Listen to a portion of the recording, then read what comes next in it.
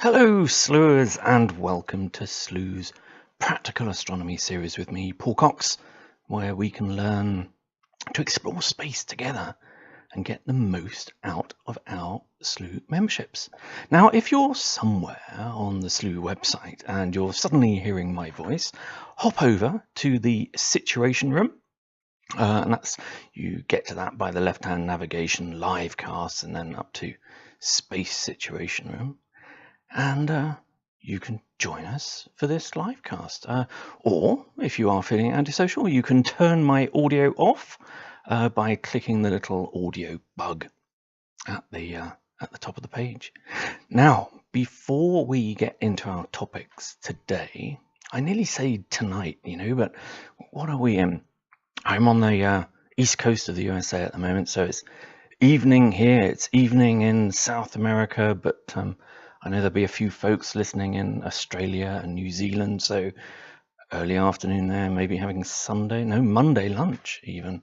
And well, if you're in Asia, I guess, East Asia, you may be just getting up on a Monday morning. Oh, that horrible feeling. And then, of course, if you are in Europe or maybe the Middle East or South Africa, and we've got some members down there, hi Carol, then yes, how on earth are you managing to stay up this late? And then, of course, people on the west coast of the USA. Where are you at the moment? Oh, I guess you're afternoon, aren't you? So anyway, good morning, good afternoon, good evening, and good night. What was that one? Wasn't that the that show with yeah, you know the one I mean. Anyway, listen. Before we get into our topics today, don't forget that Helen Avery is away this weekend, so there'll be no constellation stories with her at 9 p.m. Eastern. What are we going to do without our Sunday night fix of mythological stories? Well, a poor substitute, for this week at least. I'm going to return at 9 p.m. Eastern, that's in an hour and a half's time, to give you an intro to Slew's 2018 Members Messier Marathon.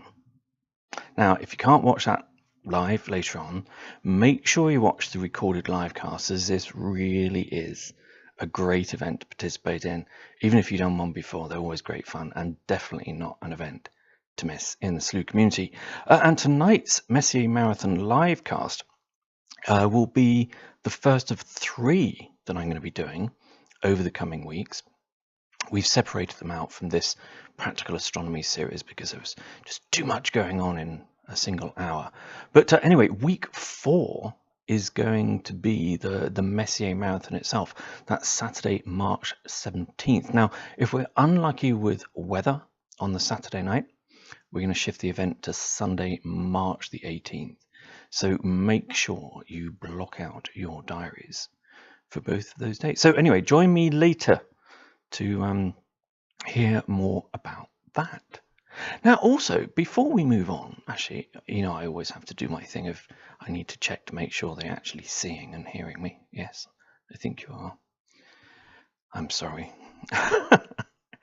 Fancy doing that to you. Anyway, listen, before we move on even more, I spotted some interesting images in the observation log timeline before we went on air. And the observation log timeline is this thing on the home pages where you can share your best images and write something fascinating about it in the right hand side. You do that, by the way, in my picks. If you can skip back over one of the previous Practical Astronomy series and you can see exactly how you can share your image to the observation log. Anyway, I was looking back through these. Nice one there, Messier 10 from J, globular cluster, tightly packed cluster of ancient stars.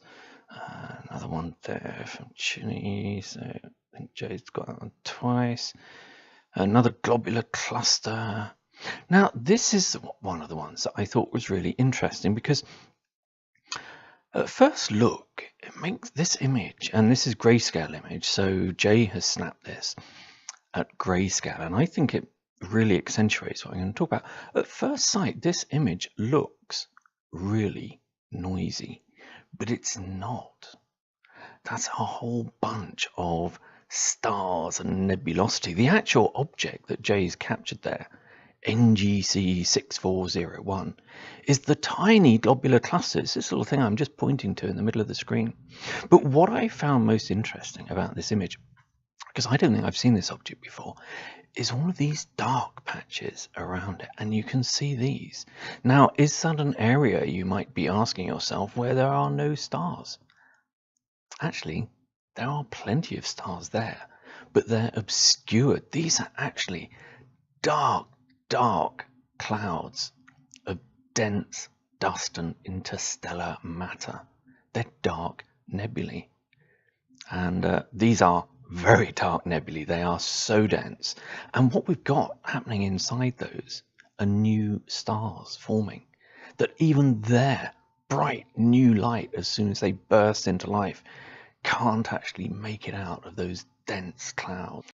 The Eagle Nebula, the Pillars of Creation, if you remember that image from the Hubble Space Telescope, that's a very similar kind of very dense knot of dust and gas which is forming stars inside it. But let's take a quick skip back through another globular cluster. Hey Jay, you're building up quite a good collection of globular clusters there. And of course, this week is a great week to image bright objects like globular clusters, because we've got moonlight spoiling the view.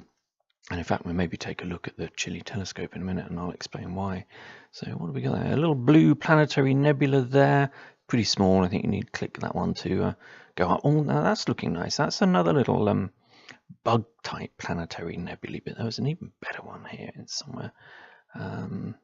That's the same one.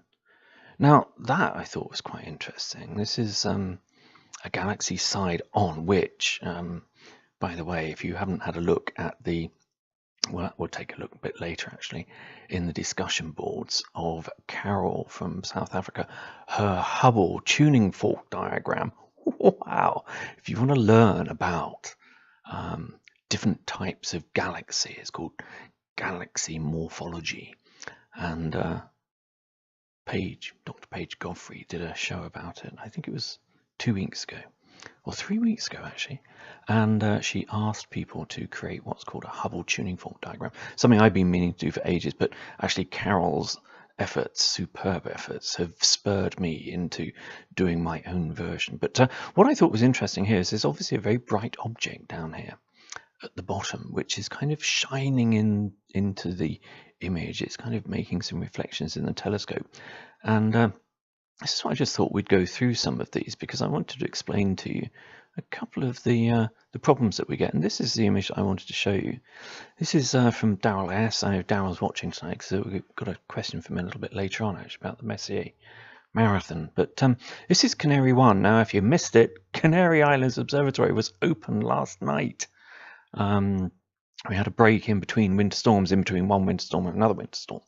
And he grabbed this image, and I watched this mission live, and it was really disappointing. You can see here that it's all a bit blobby and horrible, and there are kind of these teardrop shapes coming down from the stars. This is an absolute classic example of when the winds are too high for the Canary 1 telescope. And shortly after this, actually, it closed because the winds got above its high wind limit. But it hasn't stopped 5 people liking it. But I know a lot of members out there have not yet seen the Canary 1 telescope when it is singing along. But look at this one, Chile 1. Wow, Chile last night, and actually over the last couple of nights. Absolutely brilliant. Even despite the moon, we've had some really, really good seeing conditions. That's how stable the image is. And this is the last image that I wanted to show you. The 8-burst nebula, a bit like the Ring Nebula. And in fact, that's exactly what Jay's called it, the Southern Ring Nebula. But look at this. So that's a star like our sun, actually, yellow dwarf star, which is shedding off its outer layers at the end of its life. Pretty sad story, really. But anyway, listen, let's get back to tonight's livecast. What are we going to cover? Well, to ensure we get to your questions tonight, because I've failed miserably with my timekeeping over the last few weeks, we're actually going to do your questions first. Now, don't forget, if you have any questions about SLU's observatories, telescopes, or using SLU, then post them to the livecast topic in discussions, and I'll do my best to answer them during the broadcast. And if you have any suggestions for topics you'd like me to cover during these, then do post them there too. So we'll be hopping over there in a bit because we'll be taking a look in here. And what else are we doing tonight? Well, Pluto. We are going to be finishing off the exercise we started last week, celebrating the 88th anniversary of Clyde Tombaugh's discovery of Pluto. And we're celebrating it by replicating it with SLU's telescopes. I'm going to show you exactly how to do that later. Even create your own time-lapse animation. It's easier than you might think, so make sure you stick around for that. We are going to be looking at, during that, the images we gathered using the Chile 1 telescopes this week, before stepping through all that process of identifying Pluto in those images, and even a little image processing to align those images before we then create a time-lapse of the images. And I know there's a recent post, somebody's done one tonight. Muraz has done a Pluto animation, so we'll take a look at that maybe later while we talk about that. But then, of course, we are going to be delving a little bit deeper into SLU's observatories and telescopes. We'll be covering the telescopes in more detail when we can actually watch them all live during the live cast, and we're certainly going to need better weather than we've got for that in the Canary Islands tonight, although Chile is online. But anyway, tonight we'll look at the observatories in more detail, and also the common features across each telescope system. And that's what's called primarily the image train, the equipment that's attached to the telescopes to capture our data. That's basically focusers, filter wheels, and of course the expensive, highly expensive, ultra-cooled CCD cameras. Now, we've got plenty to get through, but let's kick off with a look at the conditions at the observatories. So, I added a cool little panorama image. If you're in the sit room, go to what's called Graphics 1, that little tab underneath, and this is actually a panoramic image of the Canary Islands Observatory. Now, it's not daytime there. That very bright thing in the second image along is actually the moon. But you can see we are well and truly in the depths of yet another winter storm. And in fact, this one's even so bad that I received a warning email from the IAC, the Institute of Astrophysics of the Canary Islands, about the government there warning of incredibly high winds. But let's take a look down. I just wanted to remind you of how to find out really the observatory's conditions. So here we are. I'm going to telescopes. It's green because it means one of the telescopes online. Chile 1 is green, so we can hop off to that. And there's a classic example of what I was going to talk to you about. Another thing I was going to talk to you about tonight. Why on earth is that image green? I mean, it's beautifully matched, isn't it, with our mask, with our framing of this live image stream. But astro images aren't meant to be that color. But the problem is we've got moonlight tonight. The ultra wide field there, look at that. That's got a cast on it. So in fact, that cast is two colored, which means we may have some light cloud. But anyway, I wanted to show you how do we find out the conditions tonight. Well, we can hop over to the weather and we can see that tonight we've got a chance of high humidity. Actually, look, we've got a couple of days chance of high humidity. Need to keep an eye on that tonight. Let's have a look at the current conditions. Humidity 66%. That's not unusual. For the Chile Observatory, we have to run what's called dew heaters that keep the optics just marginally above this temperature, the temperature that says dew point.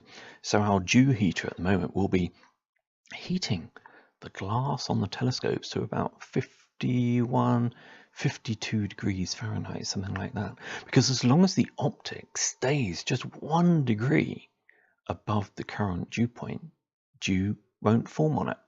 And you don't want to heat it too much, because if you heated it more than necessary, then actually you're going to get quite a lot of convection coming off that. And that basically is, well, you look along the road, you look along a tarmac road, and you can see what it would do to our views of the stars. Let's have a look at the satellite image. Can't really tell too much from that. Mission status, yeah, so that was last night. Let's take a look at the all sky. So I've got to get the technicians down there to clean this, haven't I? There is the moon. Can't see any haze, but in fact that's where our nice time lapses come in. And if you haven't had a look at the time lapses yet, you should do so, because you can actually see that's still during daylight. So here we go, sunset. It's a lot easier to see. We're not quite far enough into the night to see all of that.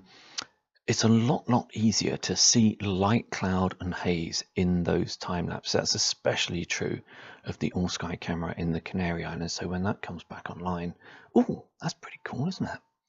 Another globular cluster. That's another new one on me. NGC 104. No, I know that one. So okay. Oh well, thanks, Peter S. I'm going to take a snap of that. Thank you very much. And like in the wide field. That's nice. Take a snap of that. Thank you very much. Right, anyway, so those are conditions at the observatories. Now, let's get on with your questions that you've posted to the discussion boards. If you haven't been to the discussion boards yet, why not? Hop over to community in the left-hand bar. You can go to most recent, or you can go to featured threads. We'll go to featured threads, and you'll always find, for all of our shows, for pages, intro to astronomy shows, Helen's constellation stories, my practical astronomy, or the Messier thing, you'll always find a pinned post to featured threads, so they're nice and easy to find. So anyway, let's take a look down. In fact, let's just take a look while we are here, because we've got plenty of time tonight. Let's take a look, see what's been happening this week. So we've got Pluto animation that we'll take a look at later. Dave was pointing out a problem with the Canary 2 telescope last night. So if you're interested in that, oh, one pab and yet another glorious image. And he's been using some of the Canary 2 data that he's been collecting. And this one is absolutely stunning. The fireworks galaxy. Look at that. And look at the star colors that Juan Pablo has managed to capture here.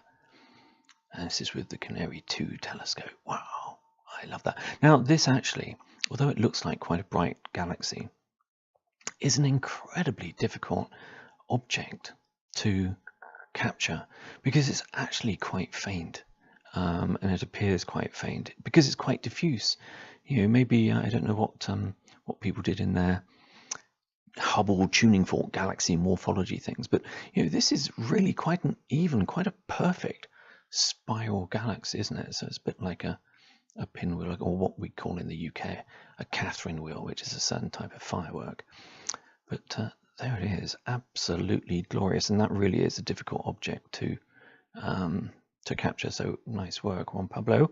Oh, now we've got to have a look. We've got to have a look, because if you haven't seen this week, it really is cool. So a few weeks ago, Dr. Paige Godfrey did a show about intro to astronomy show about galaxy morphology, and she challenged all of us to create what's called a Hubble tuning fork diagram. And this is something that Edwin Hubble created in the 1920s, I think it was, to classify, to categorize different types of galaxies.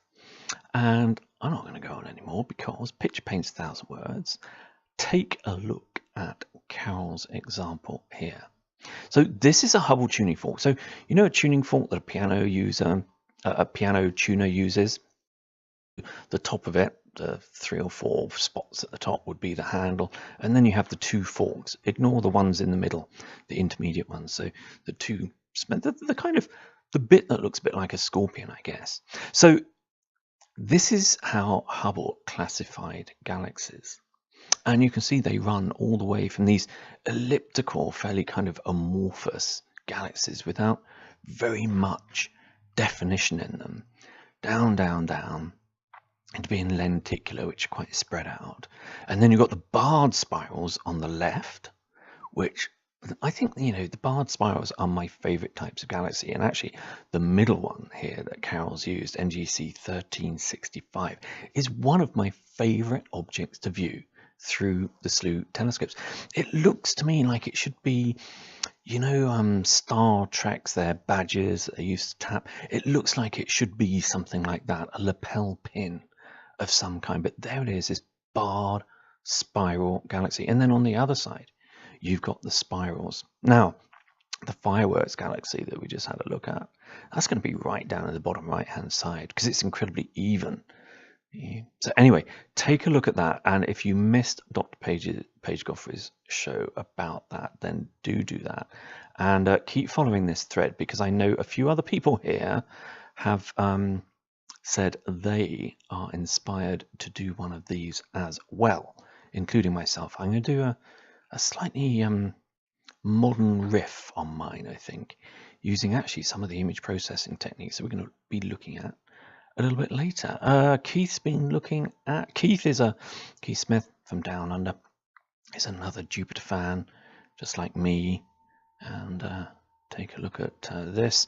And Keith caught the end of what's called a shadow transit the other night. So here we are, image of Jupiter.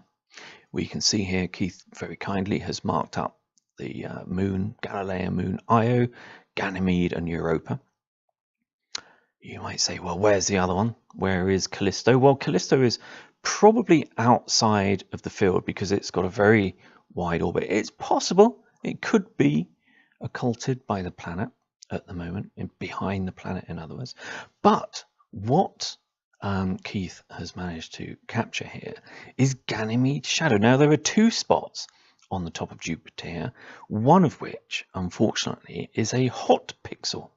A pixel on the camera that is incredibly annoying when it comes to Jupiter missions. But the other one is Ganymede's shadow being cast right on the northern pole of Jupiter. And we're going to start seeing more and more of these Jovian phenomena. Shadow transits, moon transits, occultations, eclipses. Jupiter has it all. And I'm actually going to show you a little trick later on how you can improve really simply. Don't need any image processing skills to improve your Jupiter images. Anyway, I thought that would be quite nice just to skip through that a little lot. But let's take a look at your questions, the first thing that we're coming to tonight. So actually, that's why we went over there to begin with. God, attention deficit disorder or what, Cox? So this is where people have been posting their images. And we've got one here. Margaret F. Very patient, thank you, because you asked this last week. Does increasing magnification decrease an object's brightness? And how does it relate to choosing a telescope to use to view an object, especially a comet? Right, okay, so we don't really use the term, and we'll go into this in more detail when we go into detail on the telescopes, because we don't really use the term magnification when it comes to telescopes with CCD cameras on. What we talk about instead there is the image scale. So if you do the equivalent of increasing the magnification, then yes, it does. It doesn't decrease the object's brightness, but it certainly decreases the object's, the number of photons that you can gather up for that object. So we will go into quite a lot of detail in that, because these are really important kind of fundamentals about the way telescopes work with CCD cameras on the back instead of eyepieces on the back. And if you do have a telescope yourself, so many people are always tempted to put their highest power eyepiece in the back of it to give it the highest magnification. But 9 times out of 10, the conditions aren't good enough. So in fact, all you do is you see something more blurred than you would do if you'd used a lower eyepiece, a lower power eyepiece, and which gives actually a wider field of view. And that's also what we're going to go through there, Margaret. But you've also asked about binning there. Could you explain binning? Well, actually, I'll take you somewhere where there's more information on this. Now, under featured threads, you'll remember that we've got this topic that we're keeping here at the moment, which is the observatory information and telescope specifications. And what you'll see in here, the very last item, Canary Islands Processing Options Exposure Guide, if you take a look at this, you will start seeing this term that Margaret's asking about. Binning, it says generic processing option is taking 3 60-second exposures, binning 3 by 3. But here we've got bright star recipe taking it, binning 1 by 1. Imagine on the CCD chip, there are a lot of people call them pixels, but they're not really pixels. They're actually called photosites, but they're the kind of equivalent of pixels on a CCD chip. And those CCD chips are made up of thousands of them, just like your own digital camera. You know, they're megapixel cameras. So what happens though in astronomical CCD cameras is most of them are grayscale, and that's why we take images, Margaret, through different filters. Now, binning. If we're binning 1 by 1, it means that every single photosite, every pixel on the CCD translates in your finished image to 1 pixel. Now, a lot of the time, we're interested in making a telescope system and a camera as sensitive as we can. And to do that, we can do this really clever thing with astronomical CCD cameras, which is called binning. Now, if you bin, by the way, think about this binning 1 by 1 and that photosite as being your little fingernail, all right? And imagine the amount of light, the number of photons that hit that area of your little fingernail. Well, the clever thing that we can do with CCD cameras is we can say, actually pick the pixel next to it and the 2 pixels next to that to make up a square of 4, which would be binning 2 by 2. Treat those 4 photosites as 1 single photosite. So instead of having a single pixel the size of your fingernail, your little fingernail, you're suddenly collecting photons on a space, on an area the size of your thumbnail, 4 times larger, which means that you're increasing the sensitivity of the camera. And then if you go 3 by 3, you're joining together 9 pixels, 9 photosites to act as 1 photosite to collect as many photons as possible because you've increased its area. So you might say, well, why don't we do that all the time if it's such a good thing? Well, there's always a payoff. Now, a lot of people think that binning reduces the field of view, but it doesn't actually have any impact on the field of view at all. But the downside is it reduces resolution. All right, so you can actually see here, there's a note for the bright star recipe on Canary 1, and we use binning 1 by 1 because we don't want sensitivity. We don't need sensitivity when we're imaging a really bright star. So we image at its maximum resolution, binning 1 by 1, where each photosite equals 1 pixel in the finished image. But you can see here that we've got a little note here that we actually resize those images to 3 by 3 binning. In other words, we just reduce their resolution. Otherwise, the file sizes are so large, 18 megabytes each, and on Canary 2 it's even larger than that, which would not be that useful to too many people. So that's binning. It's a way of increasing the sensitivity of a CCD camera. So now, if you've got any questions like that, or you want me to follow up on anything that I tell you like this, then let me know. Just post to, the live cast each week, and and I'll expand on it. So what do we got? Jay's here. Jay's saying, have we got any more images of the Chile setup? I will certainly try and share some a little bit later, but I might have to dig some of those out actually, Jay, because you might be interested in seeing some of the construction photos for the Chile Observatory with its 3 piers. It's got 3 piers in there, ready and waiting for more, please, more members, which means we can afford more telescopes. Now, interesting post here from Tony E, which is related to the subject we're doing a little bit later. And he was saying he's done some great detective work, actually. He was saying that a post a while ago was talking about another moving object in Clyde Tombaugh's Pluto discovery images. Now, he did this detective work, and using the skills he's honed as the leader of our near-Earth asteroid group, he's identified another moving object in there, which is 2597 Arthur.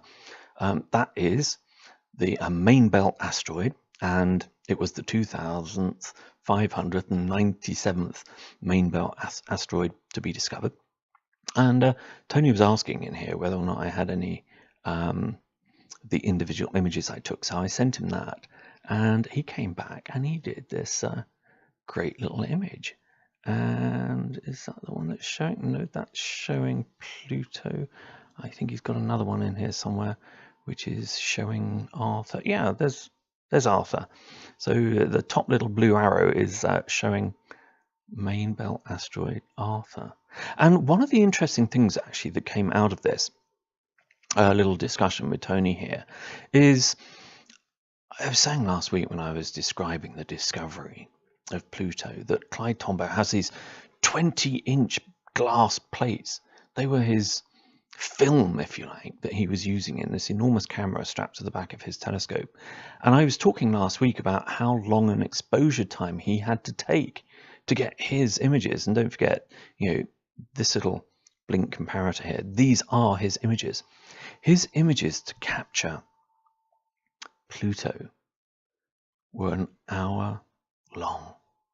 That's how long it took. And the reason why we were able to establish that was Tony saw the line. He saw the movement that asteroid Arthur had taken during the exposure of that frame from Clyde Tombaugh.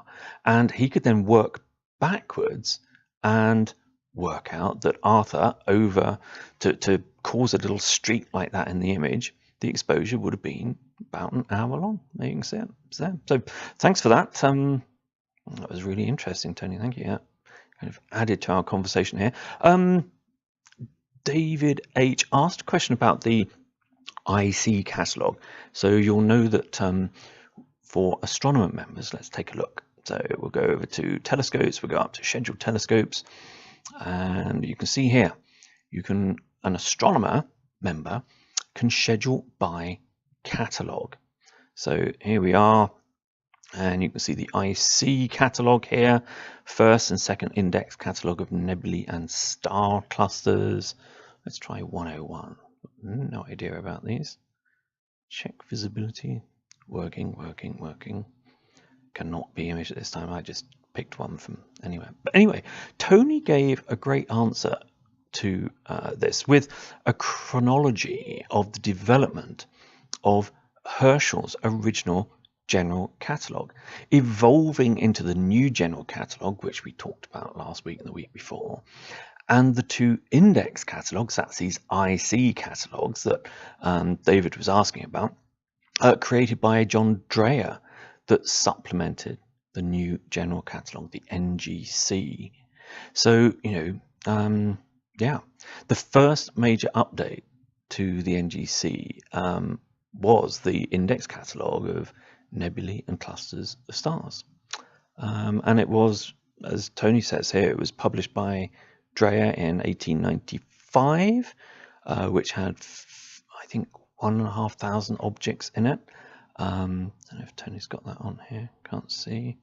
But there was the second index catalogue was in 1908, and that contained 3,866 objects. So both of those kind of supplement the new general catalogue. David was also asking about the difference between a parsec. Where was that? I think further down here. Yeah, Tony hasn't quite got this, has he? Tony needs to come on air if he needs to answer these. Thank you, Tony. Very helpful. Tony is a long-time SLU member, and he runs the Near-Earth Asteroid Monitoring Group and has mentored many members through that process. But anyway, David was asking about the difference between a parsec and an arc second, and they are two quite distinct units. A parsec is a unit of astronomical distance, and it equates to 3.26 light years. A light year being a measure of distance as well. It's the distance light travels in an Earth year. A parsec kind of is related to 1 second of arc, but only in its definition. Its definition is the distance at which the mean radius of Earth's orbit subtends an angle of 1 second of arc. Now, I should have had a diagram ready for you for this, but Tony's got a nice link actually there to the Wikipedia article. But anyway, so what is an arc second, or 1 second of arc? Well, that's a unit, it's an angular unit of measurement. And in astronomy's case, it's a measurement of an angle in the sky. And the 4 units we tend to use to measure angles are degrees, minutes, and seconds. There are 60 arc seconds in a single arc minute, and 60 arc minutes in a single arc degree. And we can see how it relates to angles in the sky by looking at our planetarium software. So let's hop over to a slightly different screen here. Hopefully you'll be able to see this. Come along. Why aren't you showing up? Oh, there you are. Oh, there you go. Right, so there is the Sky Planetarium software. So let's take a look at our fields of view. Let's hone in on the moon, shall we? Because the moon's always a good thing to look at when you're looking at fields of view, because it's, you know, it's an object that we're familiar with. We kind of know how big it is in the sky. Just rotating it round so it's north and nice pretty. Let's zoom out a bit so you can see there that inside blue rectangle is the field of view of the Chile 1 wide field telescope. The outer blue is the Chile 1 ultra wide field. I haven't got the other telescopes loaded in here, but if we hop up to the specifications for this, I'm not sure if you can see this. No, you can't. So you can't unfortunately see my overlay. But these fields of view are measured in arc minutes. So for example, the Chile 1 wide field telescope is 31 arc minutes by 21 arc minutes. So we know 31 arc minutes is about half a degree. Going over to the Canary 1 telescope, that's 37 by 37 arc minutes. The largest field of view that we've got currently is let's have a look, the Canary 2 ultra wide field, which is 107. So well over a degree and a half wide, and 72 arc minutes high. So that's over a degree high. And then we've got the Canary 3. Yeah, the Canary 3 deep sky is 99 by 95. So, but it's not just a way of measuring that. If we actually have a look in the left-hand side, we've got the moon selected at the moment. So all this information in the left-hand panel is actually telling us loads of information about the moon. And here we can see moon angular diameter, 32 minutes, 42 seconds. That's how big it is in the sky. The moon, we know, is about half a degree in the sky. But if we would look for another object, let's take a look for Jupiter. We can center in on that. We know that Jupiter looks smaller in the sky, but if we scroll down here we've got apparent angular diameter 39 arc minutes. Sorry, arc seconds. So there it is. It's a great measure. Now, Jupiter, as we'll see a little bit later when I'm going to show you how to tweak your Jupiter images really easily, is pretty big in the telescope views at the moment, but Mars is still looking pretty lousy. And look, there's the reason. So Mars is currently only 7 arc seconds across. It is so small that it's really not looking very good in the telescopes at all. So anyway, that is arc seconds and parsecs. Now let's have a scoot back to our questions over here. I know we got one from Daryl here. Daryl, he's got some questions about apprentice members participating in the Messier Marathon. I'll cover those in this separate live cast in an hour and a bit. No, it's in an hour actually. In an hour's time. Tony Evans also shared this great little thing that we're going to move on to next actually. He's taken a couple of the images that we did this week and he's animated them. I'm going to show you how to do that in a few short seconds. Now, Tony, by the way, says he used the FITS data for his exercise. Now, for those of you who don't know, FITS format files are generated by astronomical and some other imaging CCD cameras, usually some of those used in specialist medical facilities for medical imaging. They use CCD cameras very similar to ours. In fact, some of the manufacturers make cameras for both purposes. But FITS file formats, they contain information that's lost when it's converted to many other forms of images. So astronomers use FITS data for astrometrical and photometric measurement. So astrometrical is positional data. That's what Tony and the near-Earth asteroid gang normally do when they're measuring the precise location of near-Earth asteroids and comets. Photometric measurements are about an object's apparent brightness, and that's what you're measuring there. But FITS files are also used by people who want to do their own image processing, although I'm going to be showing you in future weeks that you don't need to get into the complexities of FITS files to be able to do some pretty cool image processing.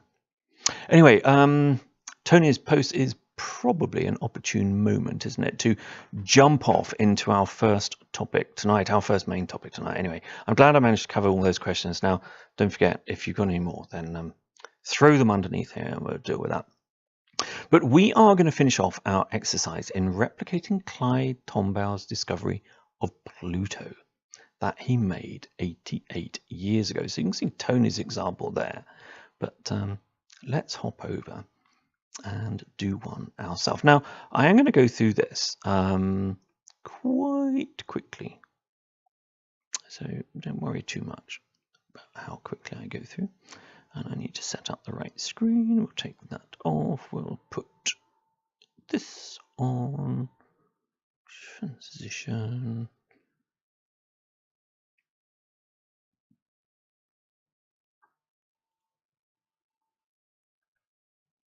There you go.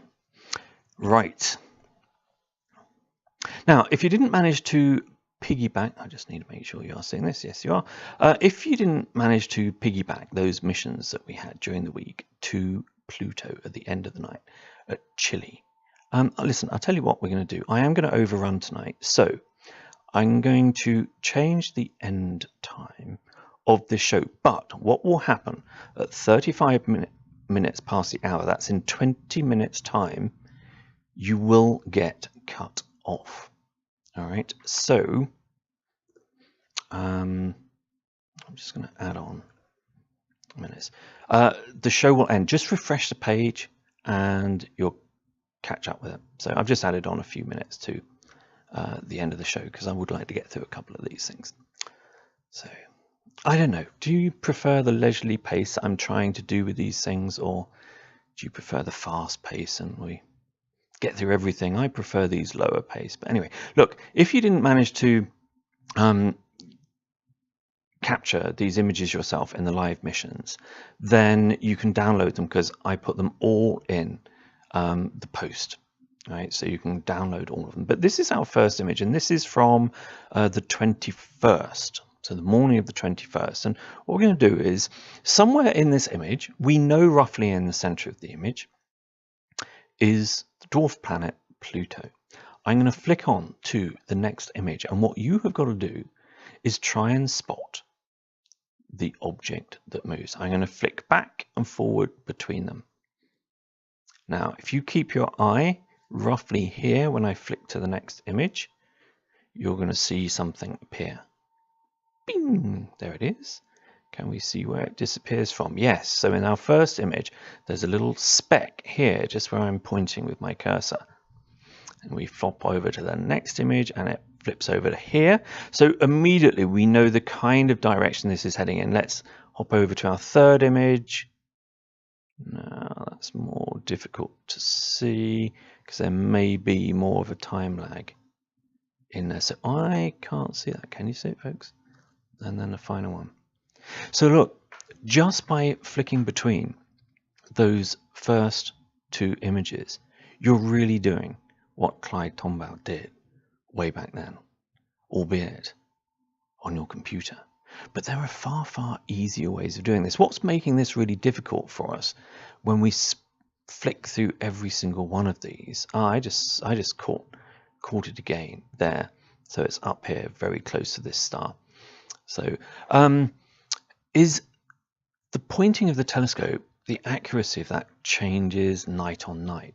So although I use the same coordinates to set up these missions, you can see the star field is kind of moving around a little bit. All of that movement is very, very distracting to our eyes. So what I would like to do is show you how to align images. Now, there's a couple of programs that can be used for this purpose.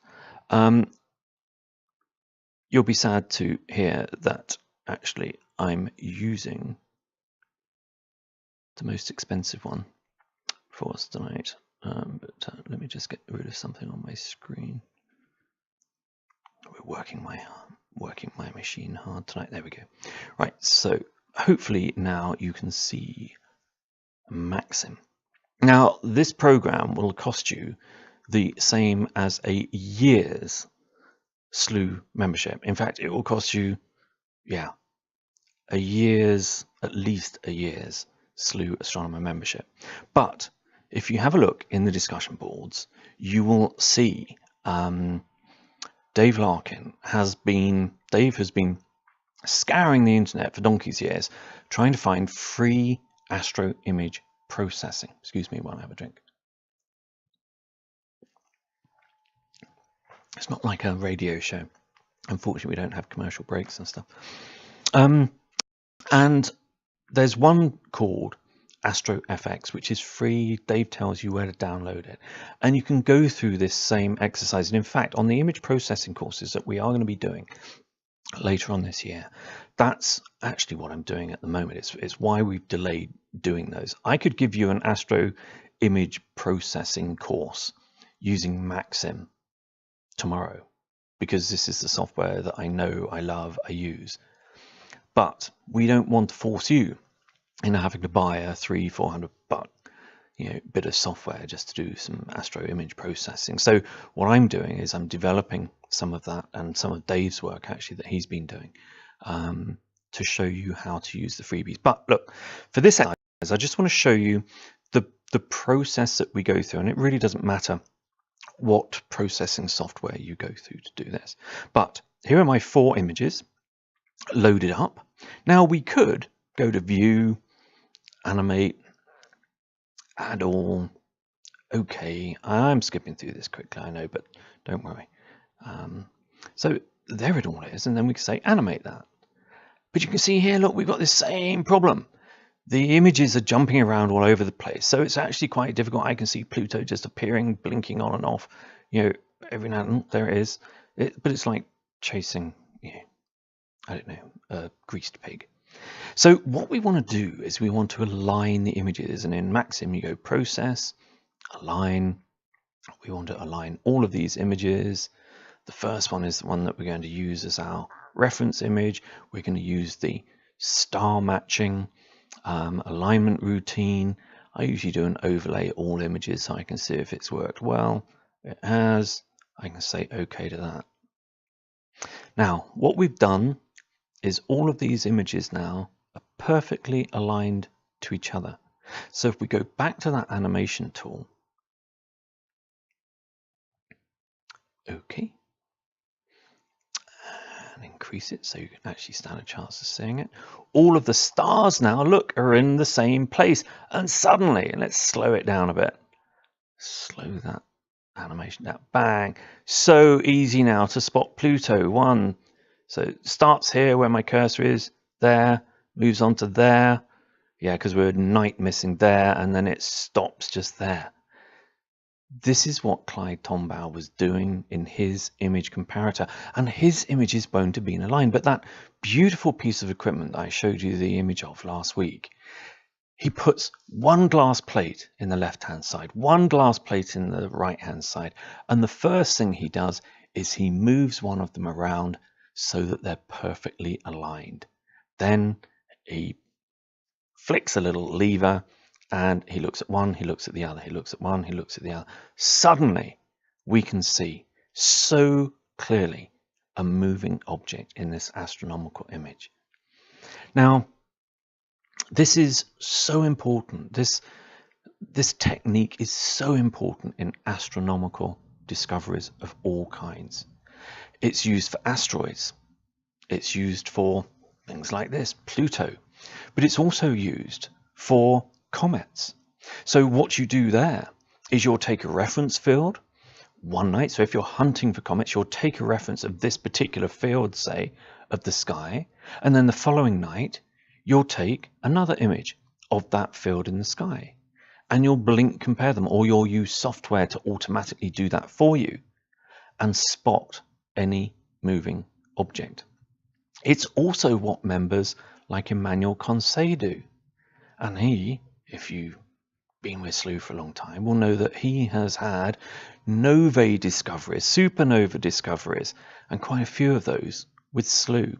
So what he's doing is he's taking a reference image of, say, the Andromeda Galaxy, and he takes a new image of that same region of the Andromeda Galaxy, and he blink compares them, aligns them obviously beforehand, blink compares them to see if there's a new object, a new spot of light flicking on and off. And if it is, chances are he's found a new nova or supernova. So this technique is used so widely in astronomical discoveries. It's something that, you know, we'll cover first of all when it comes to our image processing courses. So anyway, listen, I'm going to save all of those. Save all. There we go. Now then, if you wanted then to create a, in fact, I've got a nice little link somewhere here for you. Here it is.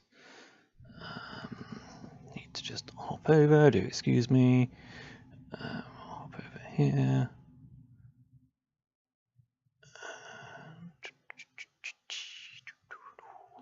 There is in here.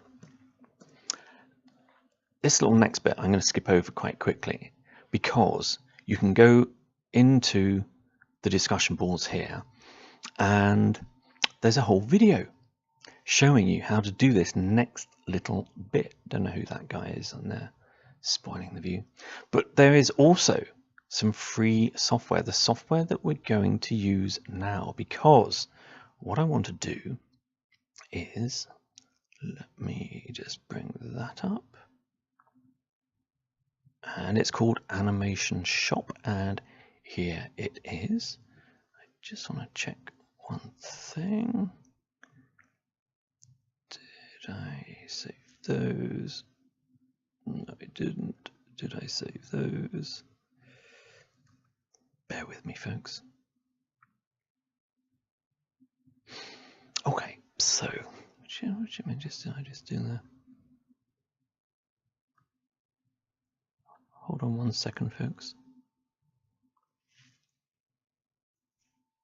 Okay. Right, so we are in some animation shop software, which is free. Download it from the discussion boards, and I'm going to use the wizard to do this. And so the first one was just saying, yep, use the same size as the first image frame. I want an opaque background, scale the frames to fit, center in the frame. Yep, that's all okay. Next, how long do you want each of your images to display for? I've got in here 150th of a second, and I'm going to add some images, and we're going to add all 4 of our images in here. I love this software, and the fact that it's free is even better. Free stuff's good, or some free stuff's good. There we go. Look, we've inserted our images, and you can see here that because of the file naming, because the coordinates were the same, it's nicely ordered on the 21st, 23rd, 24th, 25th. So we've got 4 images there. Say next, say finish. And we can just zoom out a bit and we can see. So this is going to create an animated GIF. All right, and all you have to do is say File, Save As, and we're going to save it as GIF. I normally give it some name after that. I'll just say name. Okay. I'm not certain if I'm going to be able to display this for you. Don't think I'm going to be able to, because I haven't got a window set up for it. Let's have a look. I'll tell you what, I'll share the actual resulting animation with you afterwards, only because,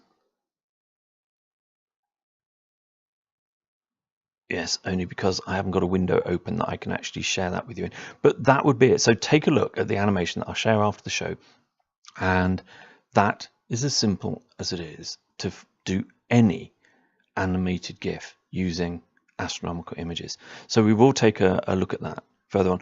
By the way, I just wanted to show you one other little thing here. So here we are in a bit of image processing software, any layer-based image processing software. This is an old copy of PaintShop Pro, I think it is. And what you can do here to align your images, use one image as the base image, then you can come over here, get your other image, you copy that and you paste it into your base image as a new layer. You can give it some transparency, and then you can move that to align with the next one, make a new layer on the next one, do the same thing with this one, align it nicely, and then the very last, can you see this? No, you can't. Shout when you can't see stuff. I always forget to change the window. So I'm just copying this image and I'm pasting it here into my base image as a new layer. And there you can see we've got a single image with 4 layers. All we do, they're all aligned now, right? So all we have to do is save our background as a new image, then switch that off, layer 1, save that as, in fact, we need to turn up the transparency of them all. Save that one as an image, save that one as a fresh image, and save that layer as a fresh image, and those are all aligned. So if you've got any kind of image processing software that supports layers, then that's a really easy way for this kind of imaging. When you just want to make an animated GIF or something like that, how to align those images. Now, how far have we got? Oh, now I did just want to show one little thing here. Let me get rid of these images. No, don't want to do that. Let's just go there. I've got 2 Jupiter images here from a couple of nights ago. In fact, these are a few minutes apart, all right, using the Chile 1 wide field telescope. So there we go. Now you can see, I'm hoping you can see on the screen. Just check that you can see it. The one on the left is fuzzier than the one on the right. Why is that? Did the telescope focus change over a period of 10 minutes? No, it didn't. So what else is causing that? Well, it's purely down to seeing conditions, how stable the atmosphere is above. And just what I wanted to show you here is how much you can improve your Jupiter images or any planetary images using SLU, because we don't over sharpen the images. But take a look at this. In fact, we'll zoom in a bit, I think, on both of these so you can see it a bit better. And these are actually taken at the same time that Keith took his one. And we can see Ganymede's shadow there. But this is the fuzzier of the two. And I'm going to just add a little unsharp mask to it. And you can see there, does it really change it that much? Well, actually, what you can see is it's introducing an awful lot of noise. But that's because the image wasn't very good to begin with. Now, this image isn't that much better, but it certainly was better than the other one. And if we apply the same amount of sharpening to this one, it looks a lot better. Not quite so much noise. In fact, I probably wouldn't sharpen it quite that much anyway. So you can pull out this extraordinary amount of detail in your images, but the amount that you can sharpen any image by, and this goes for all image processing, is the better the original image, the more you can process it, the more you can sharpen it. So if you're new to image processing, make sure you take your Jupiter images from the Chile 1 wide field and try adding a little bit of sharpness, and you'll suddenly see the Galilean moons pop out and all sorts of other stuff. Now then, how are we doing? Well, we are. Right, I know what we're going to do. We were going to move on now to SLU's observatories and telescopes. We've already said that we're going to look at the telescopes when we can see all of them live, right, at the same time, so that we can compare like for like telescope views, and it's going to be a lot easier for me to explain then the pros and cons of each telescope. So we can't do that now, but what I was going to talk about was the observatories a little bit. Now, we're going to overrun. Now, in 3 minutes' time, if you're watching in the Situation Room, the show will end. But if you then refresh that page, it will start again, just where I am. So make sure you press F5 or just refresh the page if you lose me, because I've got some cool stuff to show you about the observatories. We're going to hop back over to software here. We're going to take a little trip around Google Earth. How cool is this? So, Chile Observatory. Well, let's take a look. Let's take a look where the Chile Observatory is. Well, we know that it's in Chile. It's located at the Observatory of the Pontificia Universidad Católica de Chile, the Catholic University. And SLU's telescopes provide full coverage of those rich southern hemisphere skies down there. The observatory actually is at a latitude, that's the north-south thing, 33 degrees south. So it's well placed for objects even close to the south celestial pole. So here you can see it. It looks a bit like a racetrack. Now, this is not SLU's flagship observatory. It's a good place to be because we've got some great support from our friends at the Catholic University. But we're actually at the site of a huge health and sports club on the outskirts of Santiago. You can see down here, this is the huge clubhouse. This is the huge golf course that they've been building over the years. But up here you saw, to the left here, by the way, the big thing there in a big equestrian center. But up here, this is cool, isn't it? The round thing up here. So the big white building, first of all, that is the university's observatory building, huge slide-off shed building there. And then the round white blob there is our 16-foot Astro Haven clamshell dome. And that's where we're getting live views from tonight, the Chile Observatory. But let's hop over now. Woohoo! And actually, we didn't quite see, did we, where we'd come from there. It happened so quickly. There's Earth.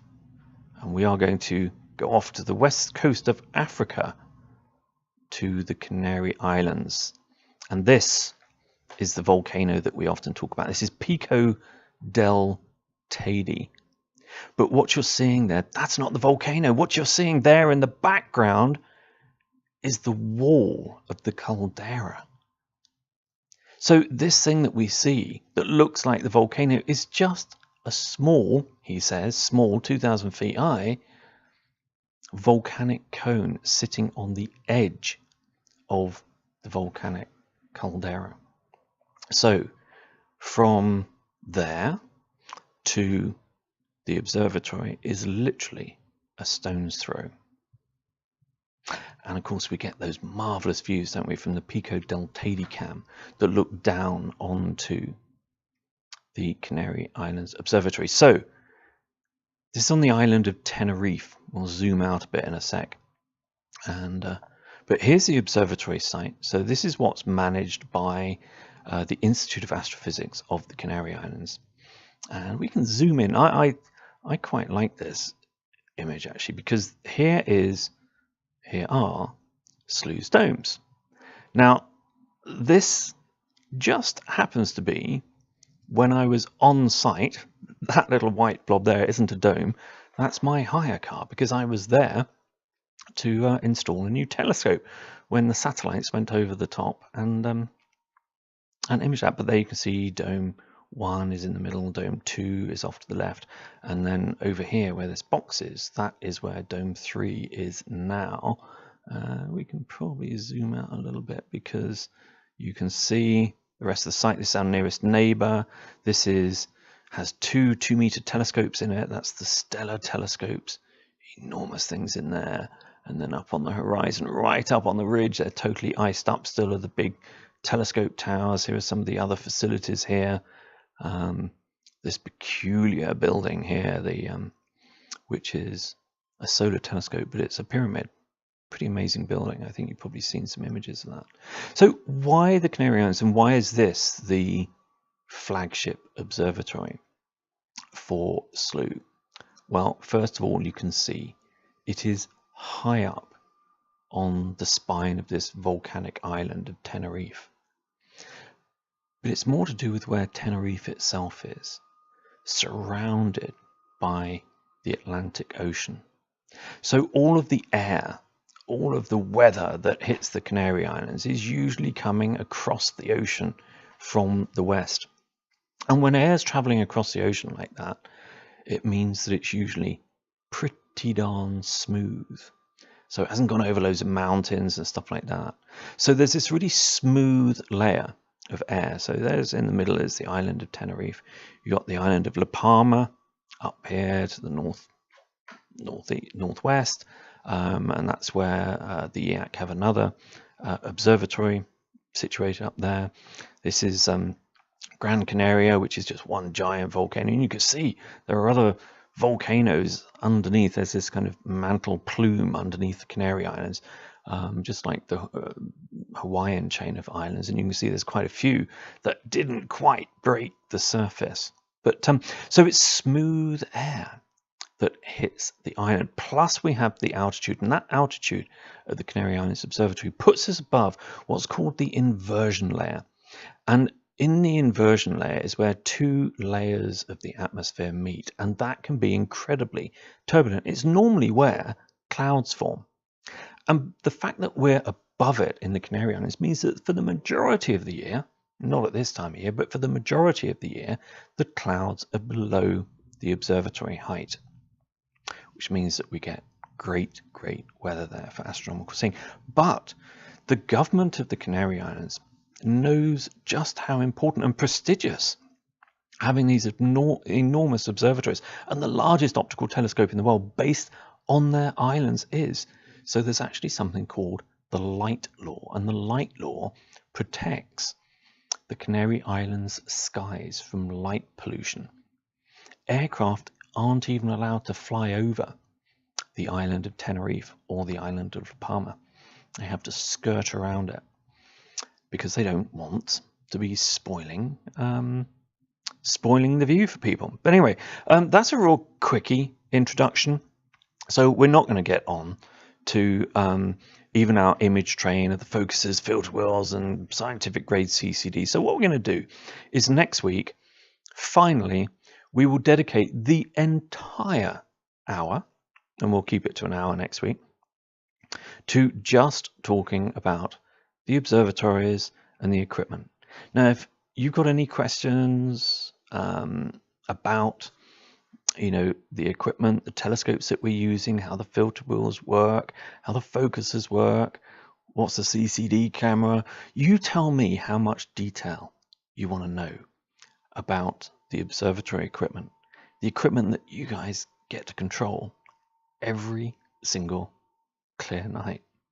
And it's pretty remarkable, isn't it? When we look at this Google Earth view, and wherever you are in the world, you've been controlling a telescope on top of that mountain or way over here at the Chile Observatory from wherever you are around the globe. It's still pretty cool. I've been involved with SLU for 14 years and it's still a pretty cool thing. Anyway, listen, take a look. The Chile telescopes are online. I am going to be back in just over 20 minutes time, just under 20 minutes time, and we are going to take a lightning quick look, and it won't be a long one, it'll just be a lightning quick look at our 2018 SLU members Messier Marathon. And if you haven't done one before, please come along and join us. We're going to do a little bit about it tonight, just a brief intro. Then next week we'll talk in a separate show to the practical astronomy. So we'll still keep practical astronomy just to the telescopes and observatories next weekend. But then we'll have a separate Messier Marathon show, and we'll talk about the scheduling next week. And then the week after that, we'll talk about who's going to do what and how you can put your name down for specific objects. All right, so all of that to come. So don't forget, if you've got any questions, hop over to the discussion boards, and you'll always find, if you go over here into live casts and courses, I think it is practical astronomy with Paul, you can post your questions in there and we'll always get to those. Thank you, Muazzez. I haven't managed to check out your Pluto animation. Ooh. And Muazzez has also is also a member of the Near Earth Asteroid Monitoring Team. So it'd be interesting to see what she's done there. Anyway, share your results if you have done that animation thing. And as I say, just jot down any questions that you'd like to know the answer to about the SLU equipment and observatory. So see you next week. Paige is back, I believe, I haven't seen a notice yet. But I believe she's going to be back on Wednesday with her next Intro to Astronomy course. If you haven't been seeing those, then make sure you catch them. And of course, you can catch them all if you go up to Livecasts and browse Livecasts, and you can see all the recent ones. So Paige was talking about the WOW signal last Wednesday, which was quite good. Anyway, listen, I'm going to see you in about 50 minutes time. So take care. I'll see you there. Bye for now.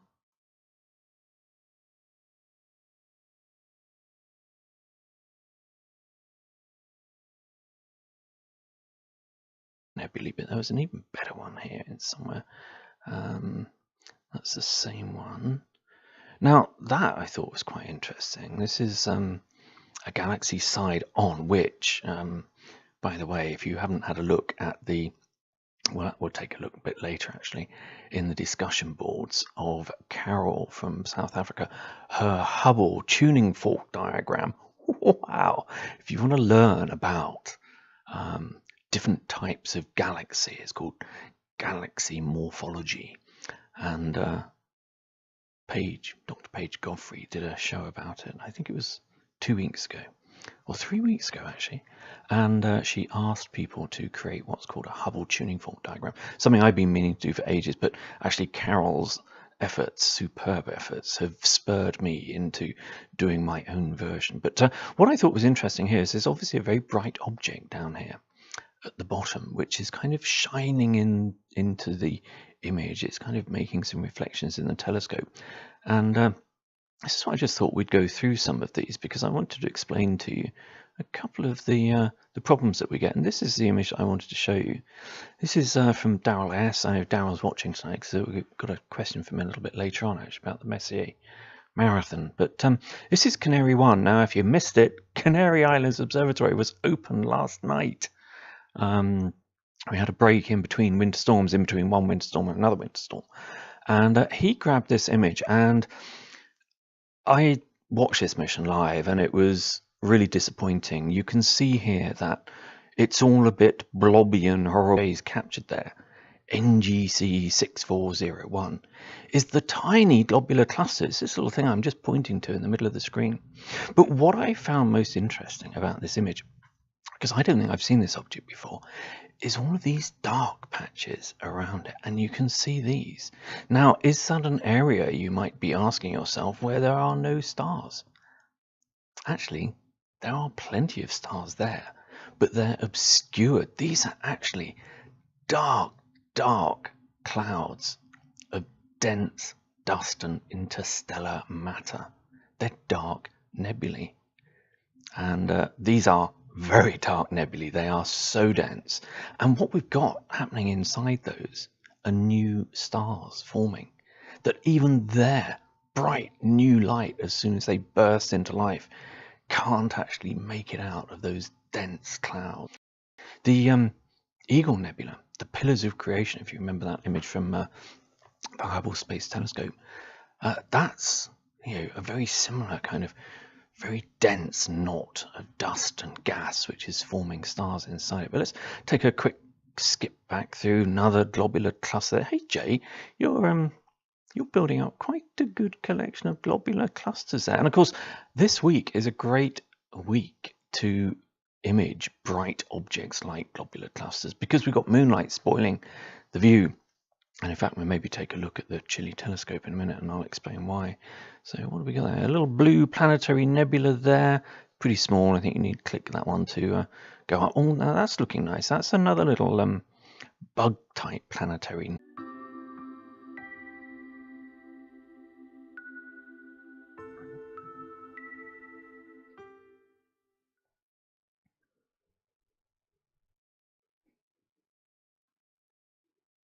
Hello, sleuths, and welcome to Sleuth's Practical Astronomy series with me, Paul Cox, where we can learn to explore space together and get the most out of our Sleuth memberships. Now, if you're somewhere on the Sleuth website and you're suddenly hearing my voice, hop over to the Situation Room. And that's, you get to that by the left-hand navigation, live casts, and then up to Space Situation Room. And you can join us for this live cast. Or if you are feeling antisocial, you can turn my audio off by clicking the little audio bug at the top of the page. Now, before we get into our topics today, I nearly say tonight, but what are we in?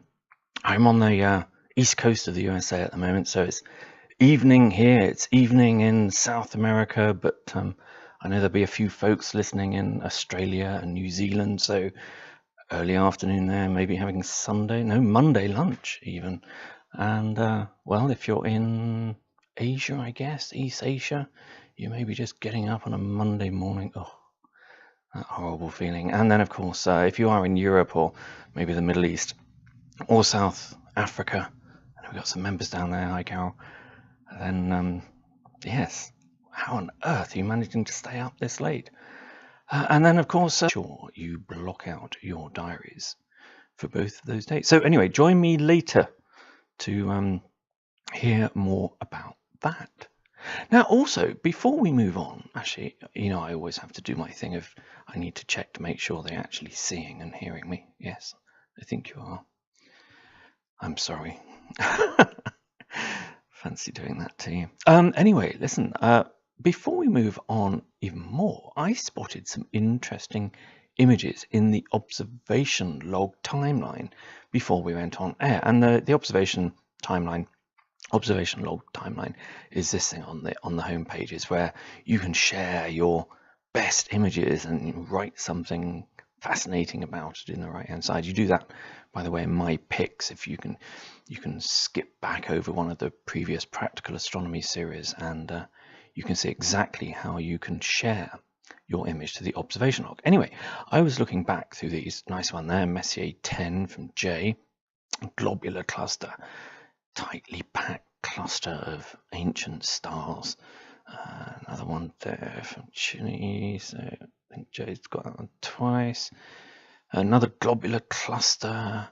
Now, this is one of the ones that I thought was really interesting because at first look, it makes this image, and this is grayscale image, so Jay has snapped this at grayscale, and I think it really accentuates what I'm going to talk about. At first sight, this image looks really noisy, but it's not. That's a whole bunch of stars and nebulosity. The actual object that people on the west coast of the USA, where are you at the moment? Oh, I guess you're afternoon, aren't you? So anyway, good morning, good afternoon, good evening, and good night. What was that one? Wasn't that the that show with yeah, you know the one I mean. Anyway, listen, before we get into our topics today, don't forget that Helen Avery is away this weekend, so there'll be no constellation stories with her at 9 p.m. Eastern. What are we going to do without our Sunday night fix of mythological stories? Well, a poor substitute, for this week at least. I'm going to return at 9 p.m. Eastern, that's in an hour and a half's time, to give you an intro to SLU's 2018 Members Messier Marathon. Now, if you can't watch that live later on, make sure you watch the recorded live cast, as this really is a great event to participate in. Even if you've done one before, they're always great fun, and definitely not an event to miss in the SLU community. And tonight's Messier Marathon live cast will be the first of 3 that I'm going to be doing over the coming weeks. We've separated them out from this practical astronomy series because there was just too much going on in a single hour. But anyway, week 4 is going to be the Messier Marathon itself. That's Saturday, March 17th. Now, if we're unlucky with weather on the Saturday night, we're going to shift the event to Sunday, March the 18th. So make